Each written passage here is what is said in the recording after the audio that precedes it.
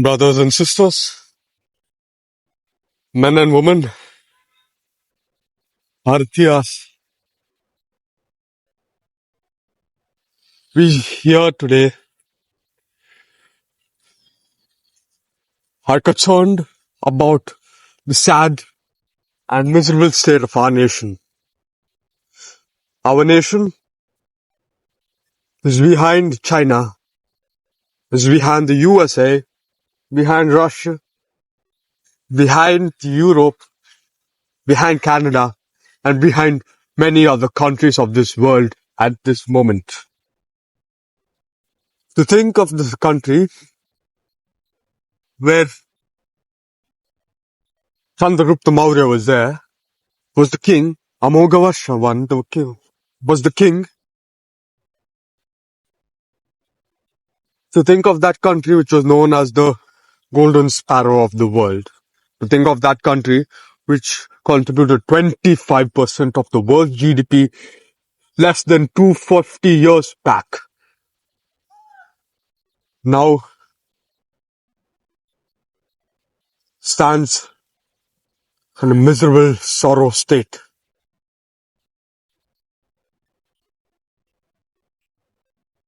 We, people of India, the people of Bharat, sons of Bharata, sons of Rishi Manu, stand divided. We fight with each other. The Hindus fight the Muslims. The South Indians fight the North. The upper caste fights the lower castes. The upper class fights the lower class.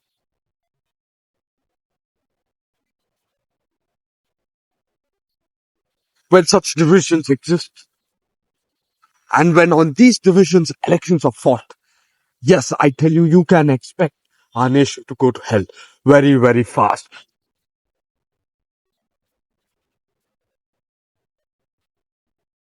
There are so many issues, so many questions at hand, so many problems at hand.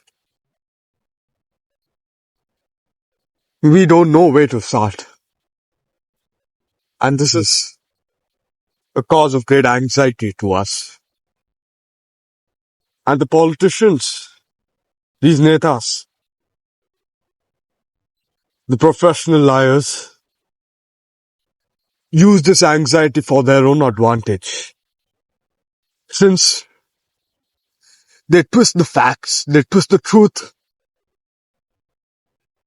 and they open their lying machine, their mouth, fool the people, and give their version, their spin on the truth and the fundamental matters regarding our nation, which is of the most pressing concern. When they do this, they know that in the long term, our nation is going to hell. In the long term, our economy is going to hell. In the long term, unemployment is going to soar. And in the long term, you can expect such violent hatred between the sub-communities within the Indian Republic, within the Bharatiya civilization, be it whether the Muslims and the Hindus, the North Indians and the South Indians, this state and that state, this caste and that caste. You can expect them, the divisions between each other, to get worse. You can expect us to forget the fact that whatever our community, our caste, our religion, our class, or the profession, that in the end, our skin is the same, our blood is the same, our genetics is the same, and our history is the same. And it has been so from the last 10,000 years. When other communities, other nations was not even born, when they were living in the caves of the Stone Age, we were already building civilizations here in our nation. We are the oldest civilization and we will remain the oldest civilization of all time. Such a great legacy and such a powerful history is being squandered today by this new class, loyal to their own interests, loyal to their pockets, loyal to them, and loyal to their family of above all. Their son might be the most incompetent, unskilled man, unfit for leadership and unfit for taking care of the pressing issues that concern the 1.5 billion people of our nation, are totally unfit for it. Yet they've pushed their sons as the leaders to take over from them. Why? Because what is the best way to keep money with yourself? What is the best way to keep power for yourself? No, I'm not talking about the best way to govern the people. I'm not talking about doing what's right for the people. I'm talking about how to keep power for yourself selfishly. Keep it in the family, of course. So they push their sons forward, knowing their children lack any qualities, are spoilt, have never known the hardships of the common man, and have never aimed to relate to the common man either. Because these are the kids who spend their lives foreign, in rich, fancy universities, going to the best restaurants and hotels. They've lived a life no commoner can relate. They have nothing in relation to the common man, and in fact, despise the day that they have to go and talk to the common man and give a speech to the common man so he can win their support during election time. In fact, he disdains that moment. Now, when such people are your leaders, do you seriously think you and I, your father, your mother, your best friend, your sister, your neighbor, the auto rickshaw driver, the dobi wala, the maid, poor old woman, and a child begging on the road, do you think anyone is going to come and care for them? Do you think these leaders is going to seriously even give a brain cell for these matters, even given a thought for these matters? Do you seriously think they will stand up for you? Why will they stand up for you? Who are you? Nobody. Who am I? Nobody. Who are we? Nobody. There's nothing in for them. Are you a rich person? No. Are you a big powerful person? No. Are you a very influential, a socialite person? Are you an elite? No. We're just common people. We are the people who, if tomorrow a car hits us, none but our family will know about it, and only our family will mourn. If tomorrow we lose our jobs and our family is living on the street, nobody will care. If tomorrow all of our jobs is lost, nobody will care. That is why we must stick together and not fall into these traps of thinking these sons of these leaders are going to come and take care of us. Will they? Will they take care of us? Will they? Our nation is infested with this type of politics, not present in any other nations of the world. Nations of the world, democracies of the world promote meritocracy. They promote the survival of the fittest. They promote the best leader of the best. They promote those who have shown themselves capable of leading a people. They have promoted those that have shown that they will eagerly fight for those without power, like they should have. But it is not the case in our nation. In our nation, those totally unfit for politics have not just been in power, but have thrived in power. We've seen this in our first Prime Minister. He himself was a product of nepotism. And who do you think his father was? Do you think his father was a commoner like us? The father of the first Prime Minister? Nehru's father? Do you think he was a commoner like us? No. He was a rich man. He was an elite. And while us common Indians were divided in caste, brutally taxed and oppressed by the British, while we were dying out of famines and droughts, while we were fighting over grains and we were literally bags of skin and bones out due to having no food at all. When we were taxed so much that we would all commit suicide, when our GDP was crashed and we forget income, we would have nights and days without food. We would have 7 out of our 10 brothers dying. It's such horrible times. What do you think his father was doing? His father was going and playing hunting, was playing golf, was playing all the new sports that the Englishman has brought upon. He went and dressed in the fanciest and richest Western suits, and he started to dress like an Englishman, learn their language, and then started to do hunting with them. That's what, that's the type of father. That's the type of person who started this culture of nepotism in our nation. So when that person was the leader, he was an elite. He was a rich Sith.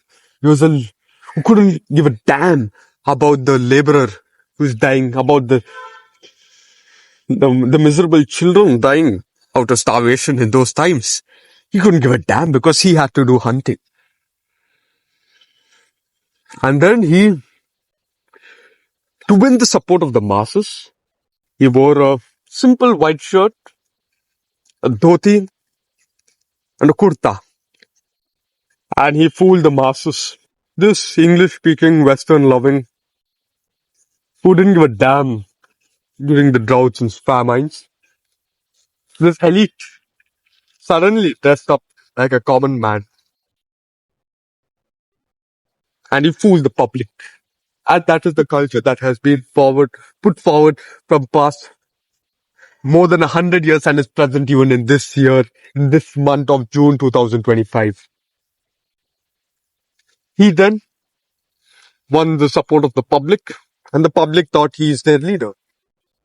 Such is the cunning trick of wearing a white kurta and a cotton dhoti.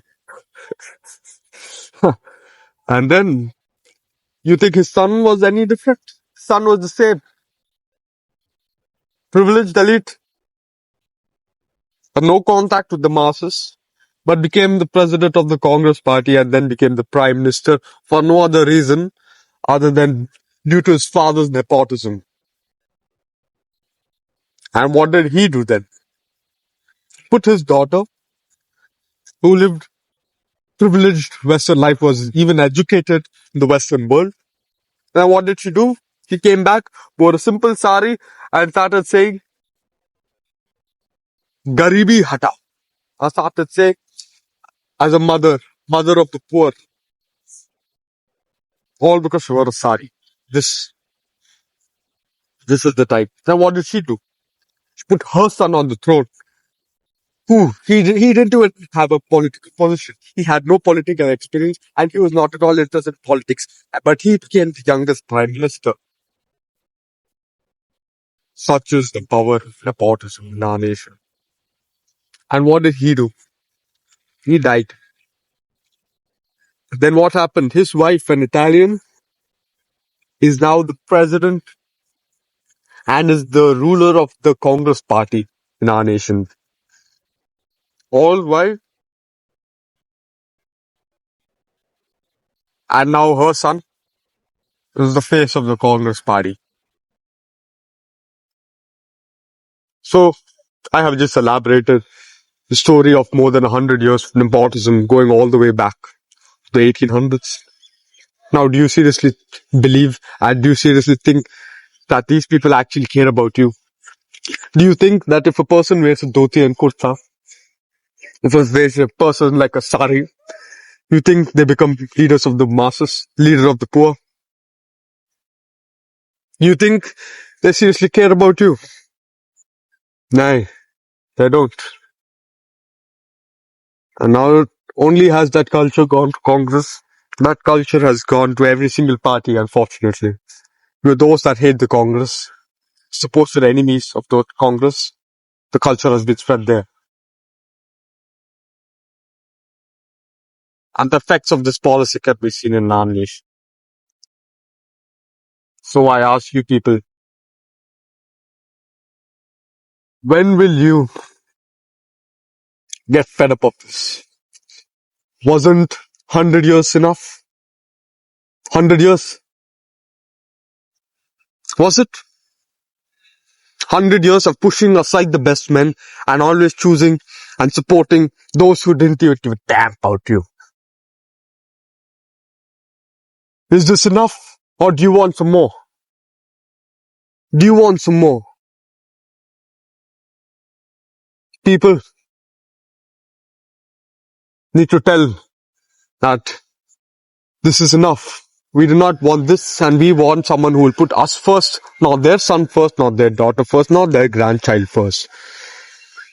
Can we expect this from our politicians of today? Can we demand this of our politicians of today? Can we?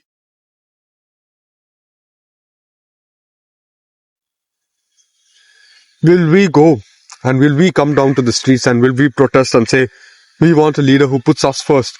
We don't want a leader who puts his son first. Can we ask that?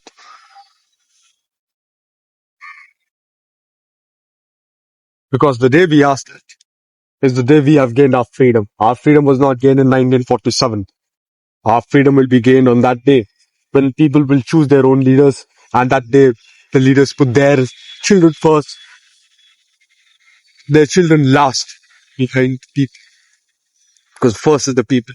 Because we are the people, the commoners, the nobodies, the average men